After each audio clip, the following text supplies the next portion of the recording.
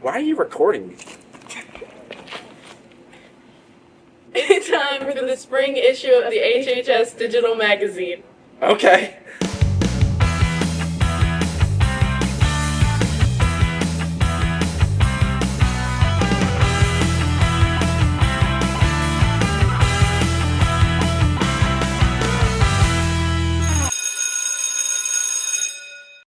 I wish I knew how to act. It would make filming so much easier. You should just join the theater program. There's a theater program? Yeah, let's learn a little bit more about it with Ms. Chavez. My name is Monica Chavez. I am currently teaching sophomore English, freshman Compass and Ethnic Studies, and of course theater.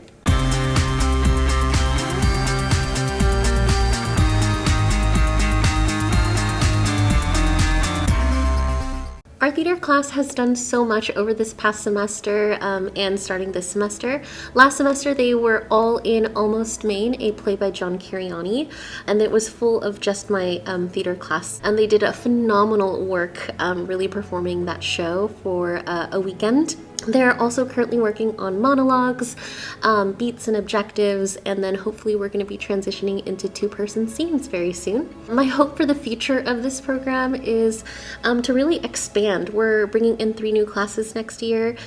We are hoping to expand to musicals as well, and really just getting more and more people involved. For theater, the new classes that are coming in next year that you can choose from are Theater 1, which is just your basics of theater. You learn about movements and beats and objectives and being able to use your voice, your body, to portray the character that you are going to. So you really get into the basics of theater. Theater 2 is more advanced for those students who have either been in Theater 1 or who are starting out with much more experience in theater. They're going to be focusing on writing, directing, as well as the very specifics of monologues and building characters, which will be really fun for them to explore. But lastly, we have theater production, and theater production is for all of the students who do not want to be on stage. You absolutely do not want to be in the spotlight, and that is okay. We still need you. You can help work backstage, helping move and build props. You're the person who's designing our posters and marketing. You're the person who is creating sound and lighting effects for us. You can sell concessions, or you can be backstage while we're physically running the show. Whether you are part of that theater family who really wants to be center stage, or those who are more used to being backstage or behind the camera, we need you. I really like to think that theater is a place for everyone. There's a place for you in theater, no matter what you're into. My big hopes are making this program come back to life after so many years of being gone.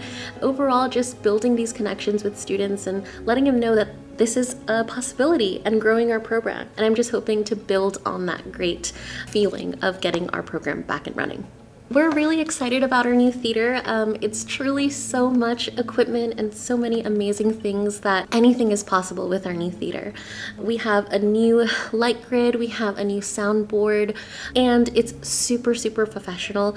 In general, this is like twice as much as a normal theater would normally get. So we are very, very excited to be able to use that. Join our theater classes, and please come see me if you have any questions.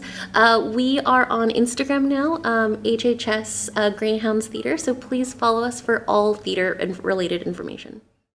Hey, what are the sports like in the spring anyway? Well, there's softball and baseball, and both their seasons are really heating up. Let's learn a little bit more about them. Hi, I'm Mr. Osborne. I've been coaching here. It's my 18th year coaching softball. Probably I coached every year I've been here, so it's all 24 years.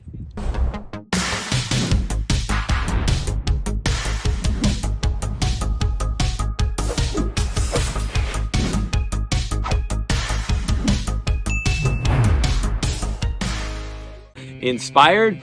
I think I like to pass on knowledge that I have, and I appreciate seeing people improve throughout the season. It's just nice to see where they start and then see where they end up. And if you have them 2 or 3 or 4 years, it's really nice to see that improvement from one to the other. And, you know, coaching isn't just about passing on the knowledge of the game, but, you know, passing on life lessons and, you know, be on time, work hard, those kind of things, and how that pays off.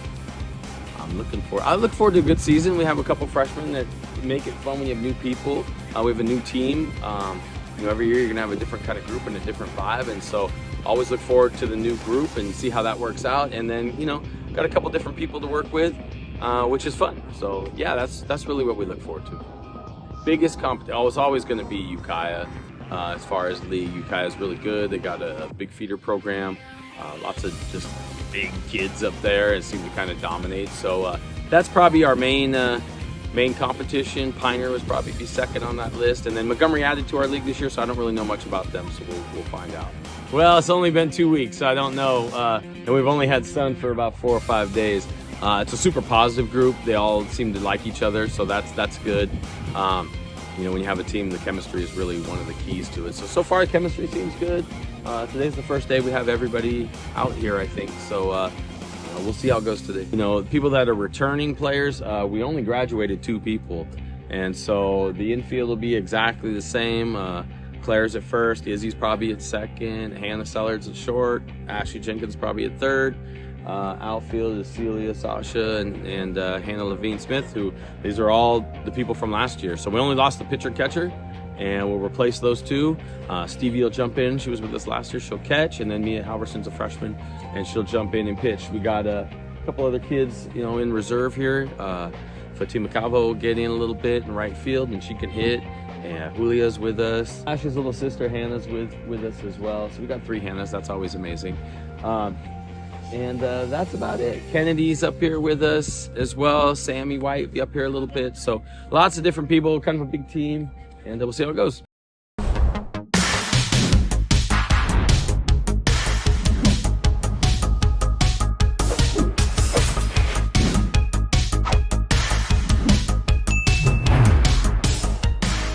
Hello everybody, I am Mr. Dominichelli. This is my 26th year at Healdsburg High School. I am the PE teacher at Healdsburg High School, and I am also the baseball coach. At Healdsburg, I've been coaching 17 years, 17 good years. I've been the varsity coach the whole time. I actually did a little bit of basketball in my early days, JV and freshman. Struggles I encounter while I get coach basically comes down to people having to juggle between academics and sports and all the other clubs on campus. The majority of the time, the kids do really, really well at it, so they just need to keep working hard and playing hard, and everything works out in the end. I started coaching because I wanted to give back to the kids. I felt like I've never really been a coach. I've been a teacher for 26 years, and that's how I consider it. So my knowledge that I know, I just wanted to give back to the kids, and hopefully that they can take a little bit from that going forward. I'm Michael Pedersen, a freshman at Healdsburg High School, and I play for the JV baseball team. I started playing baseball because I grew up watching it. I went to a lot of games, like the Giants and A's games, and it just kind of grew on me. My name is Dylan Barry. I'm a freshman at Healdsburg High School, and I am on the JV baseball team. I started at like 4 years old doing t-ball because my parents always wanted me to be active and always be doing something. Hi, I'm Augie Strode. I'm in 9th grade, and I play baseball for Healdsburg High School JV team. I started playing baseball when I was like 4 years old, playing t-ball just because I grew up watching it and I always kind of liked the sport. Try to do as much work in class as I can, and then I just stay up a little later sometimes doing homework. I'm probably motivated by always trying to be better, doing the best I can, and trying to win some. Now it's time to learn about a new teacher here on campus. My name is Miss Mora, and I teach seniors civics and economics. Those are both semester courses. And then also freshmen compass and ethnic studies, which are also both semester courses. This is my first year teaching, and I'm so glad to have landed at Healdsburg High School. Prior to this, I jumped around a little bit in education. So I was a substitute teacher, I did freelance communication for a district, I was a college and career coordinator, and I supported countywide college and career readiness and diversity, equity, and inclusion initiatives. My favorite thing about teaching is being able to connect with students, and since I teach mainly civics and economics, finding relevant real-world examples on how to bring current events and what's happening in our government and our economy into the classroom, I found that really fun. My favorite part about Healdsburg High School is the community. I love so much that it's a small school, and all of my students are super kind to me and each other, and the staff's super helpful as well, and so I really enjoy being here. And I hope to see you all next year. Hey, are you alright? No, I think I bruised my knee pretty bad. Oh, you should really go to the nurse for that. We have a nurse?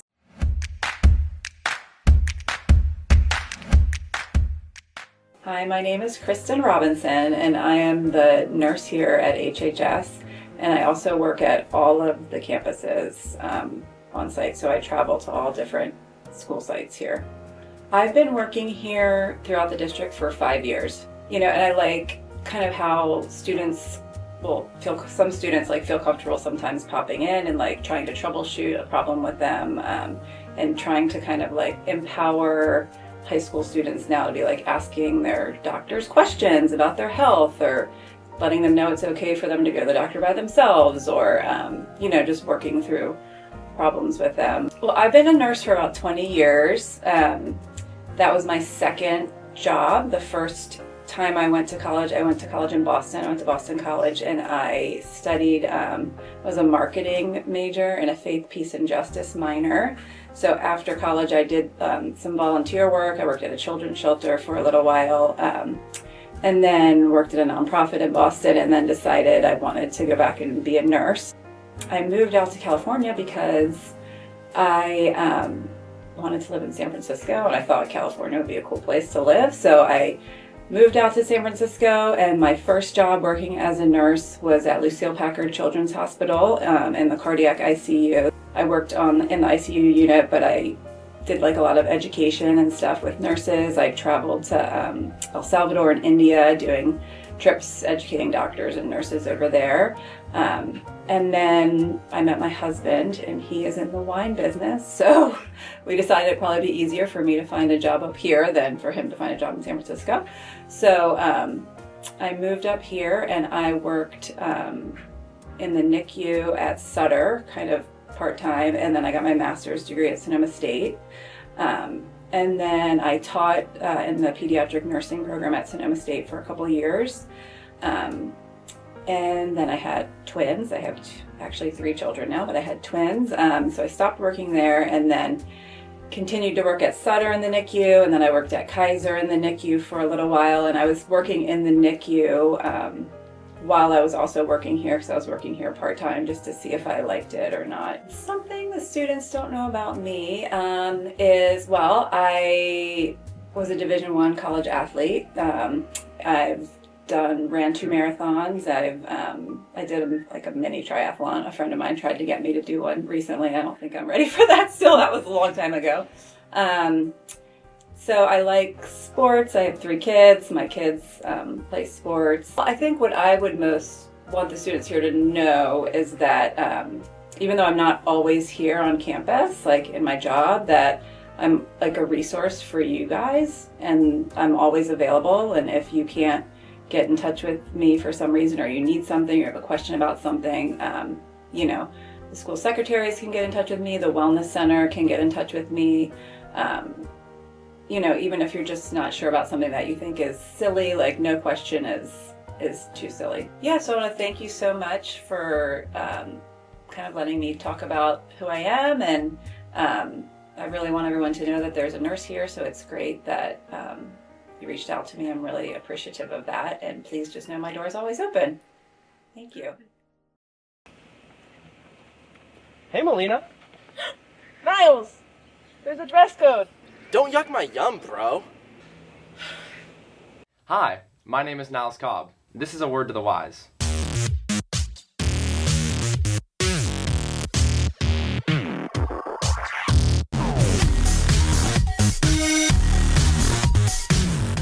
Today we're going to be answering some questions about the dress code. We have 2 special guests. Do you guys want to introduce yourselves? Greg Steele, campus supervisor. And I'm Mike Edwards. I'm a student advisor. Cool. There's a lot of misconceptions when it comes to the dress code. So let's first start with our primary question. Why is it important to have a dress code here at HHS? I believe it's important to have a dress code because it sets the standard for the school and the expectations. Yeah, and I guess just to follow that up, what are some misconceptions that come with the dress code? Because I know there's a lot of stuff that people think is okay, but it isn't okay. So I want to get your guys' opinion on that. Wineries, I think some people think it's okay, but it's still promoting alcohol. Yeah, that's, yeah. And, you don't see people wearing dispensary shirts. So, we can't have a dispensary shirt, so can't wear, beer or wine stuff. I think some of the misconceptions is like, oh, well, it just says Coors, but it's promoting a substance. So again, the line can be blurred, but the handbook is the greatest place to go to get your answer. Yeah, and especially, the place we live in, wine country, that's where a lot of misconceptions arise. Because a lot of people's families own businesses and stuff, but the dress code is the dress code. What are some of the most common violations of the dress code here at HHS? Wine shirts, beer shirts, and those are the top three. I think cookies and what's cookies? It's a marijuana brand. Gotcha. And I think they have a dispensary. Gotcha. And there's a lot of that going around. So yeah, for sure. I think one of the more common violations are students wear something that they don't actually, I won't say look at, but study. Really look, like Second Amendment, yeah, but then it has a gun on it, and we don't want to promote violence, but we like free speech. So it's, again, really looking at this shirt and seeing what it is. Maybe someone has a Marlboro, the cigarette brand logo on their shirt, and they might not even realize it or really think about it. They just think that's their shirt. So I guess not looking at the clothing in the way that we have to, Yeah, and the pretext that it needs to be compliant with the dress code. Gotcha. Cool. Do you think there's any sort of gray area when it comes to dress code? Because I know that a lot of the times... Yes. Yes, okay. Definitely. Yes. Because, yeah. And it sucks because we have to be the bad guy, and sometimes I'm like, that's not that bad. Another important thing to address is obviously the problem that arises with the dress code when it comes to heating up in the summer months. So I just wanted to get your guys' kind of take on that. How do you go about enforcing maybe females wearing less clothing during hotter weather? It's kind of uncomfortable for me because I don't want to be in that position to tell a young girl what she should dress like, because that's not me. I've never been a young girl. I don't know how it feels to try to fit in, and maybe that's the style.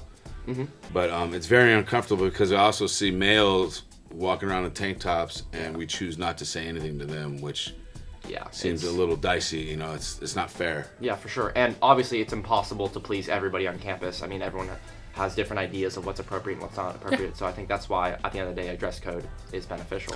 We try to please everybody. Yeah, but right. We'll make a mistake here and there. It's impossible, the world we live in, Yes. For sure. And I guess to wrap it up, where should someone go if they want to read more about the dress code?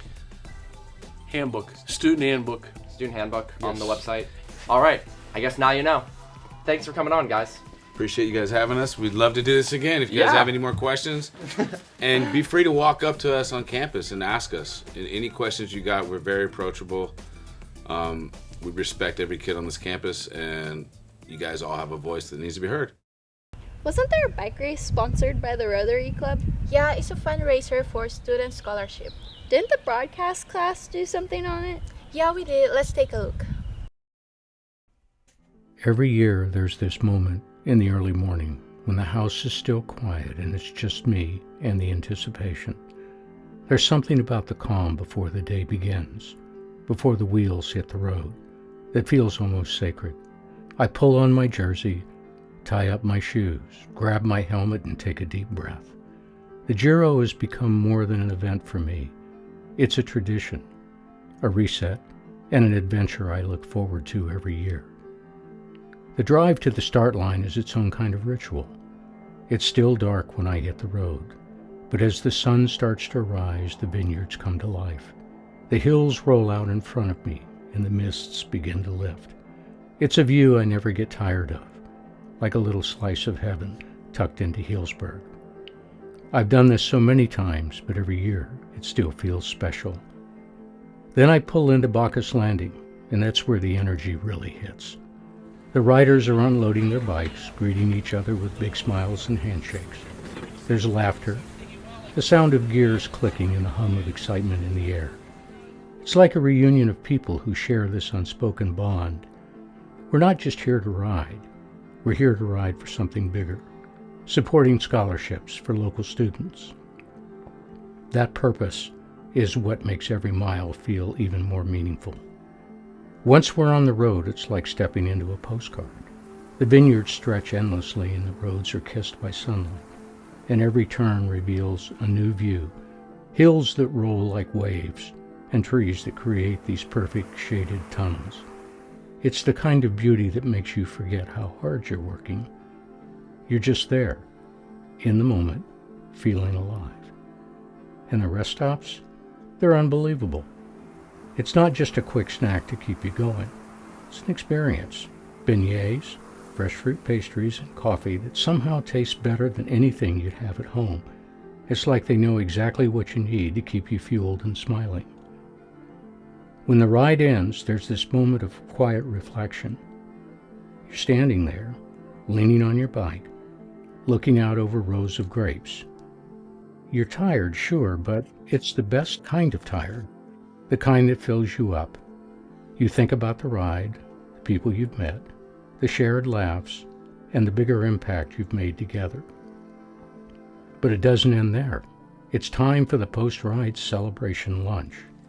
There's something about sitting down to enjoy good food and wine after a day like this that makes it all feel complete. You're surrounded by new friends you've made along the way, and old ones you've ridden with for years. Everybody's laughing, sharing stories from the ride, and raising a glass to the journey and to the cause. It's that perfect blend of camaraderie and celebration. And as you pack up your gear, there's only one thought on your mind. I can't wait to do this again next year.